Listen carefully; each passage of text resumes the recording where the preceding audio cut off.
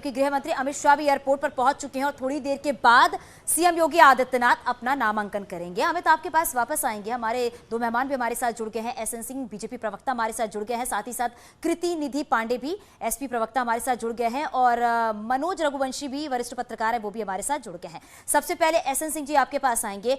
SN जी, क्योंकि आज CM Yogi Adityanath अपना नामांकन कर रहे हैं और इसके साथ ही साथ पहली बार विधानसभा का चुनाव लड़ने वाले हैं, कैसे देखते हैं आप इसको?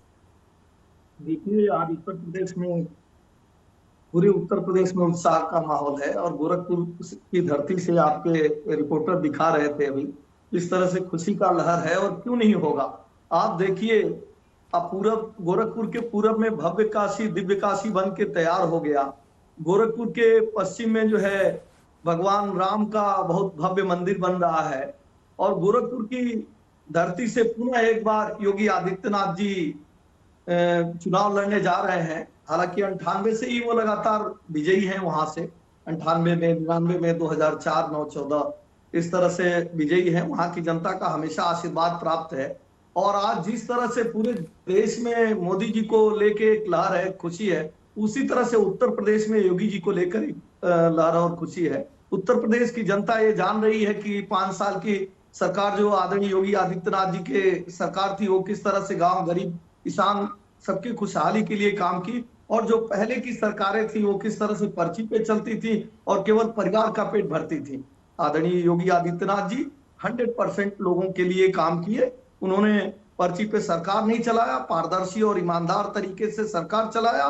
पूरे प्रदेश का समान विकास कार्य करके प्रदेश की जनता को ये दिखाया कि प्रदेश का मुखिया कैसा होना चाहिए। बिल्कुल लहसन जी, क्योंकि आपने अपनी जो बातें यहाँ पर रखी उससे तो साफ तौर पर यही कहा जा सकता है कि और जो वहाँ पर कार्यकर्ता मौजूद है, रैली स्थल पर मौजूद है, उनका जो जोश, जो उत्साह देखने को मिल रहा है, इससे ये कहा जा सकता है कि भारी बहुमत के साथ वापसी होगी। कृति निधि जी भी हमारे साथ जुड़े हुए हैं। कृति निधि जी, आप इसको कैसे देखते हैं? क्योंकि जो तस्वीरें लगातार हम अपने दर्शकों तक पहुंचा रहे हैं, उसमें कार्यकर्ताओं की बात करें, चाहे वहां स्थानीय लोगों की बात करें, उनमें भी काफी उत्साह देखने को मिल रहा है। क्या कहेंगे इस पे आप? देखिए चांदनी जी, गोरखपुर सदर विधानसभा से योगी आदित्यनाथ जी चुनाव लड़ रहे हैं और यहां से कई बार एमपी भी रहे हैं, इसमें कोई दो राय नहीं।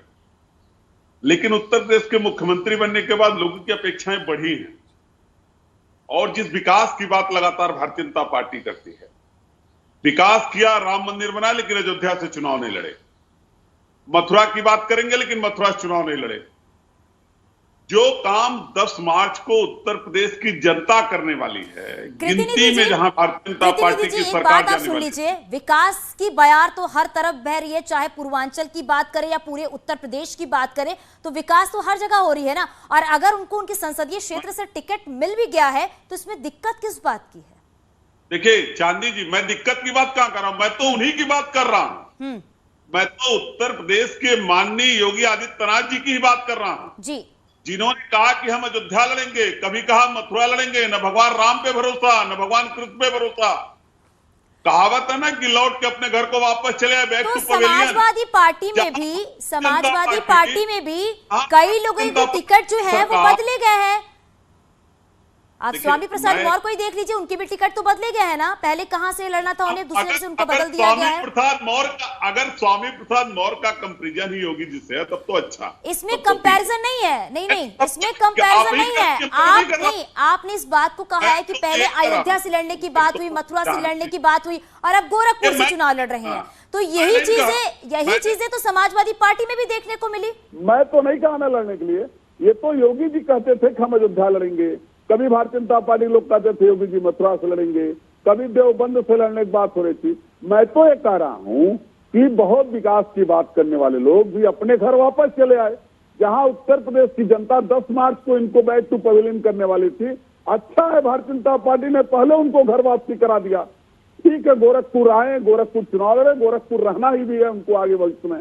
इसलिए मैं कह रहा हूं कि चुनाव की में बात करना और काम करना दोनों दो चीजें। बात लंबी लंबी करते हैं भारतीय जनता पार्टी लोग, काम के नाम पे जो विकास की, बड़ी बिहार की बात करते हैं, वो किसान की बात नहीं करते। जो बिहार की बात करते हैं विकास की, वो महंगाई की बात नहीं करते। जो विकास की बात करेंगे वो रोजगार की बात नहीं करते।